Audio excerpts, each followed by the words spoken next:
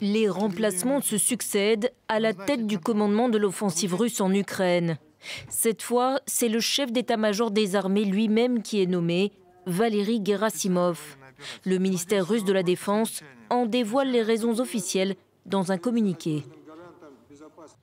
La hausse du niveau de commandement de l'opération spéciale est liée à un élargissement de l'ampleur des missions à accomplir, à la nécessité de mener une interaction plus étroite entre les composantes des forces armées.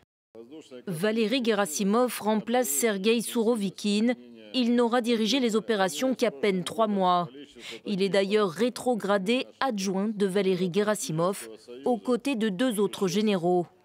Sergueï Sourovikine avait notamment proposé et supervisé le retrait russe de la ville de Kherson début novembre, un revers majeur pour le Kremlin. Son remplacement intervient aussi après la frappe sur la ville de Makivka, qui a fait 89 morts parmi les soldats russes, le bilan le plus meurtrier côté russe que Moscou ait reconnu à ce jour. L'arrivée de Valery Gerasimov pourrait aussi s'expliquer par une volonté de passer à la vitesse supérieure dans cette guerre. Gerasimov, à moins qu'il soit déchargé de son poste de chef d'état-major des armées, c'est celui qui dispose de la totalité des moyens de l'armée russe.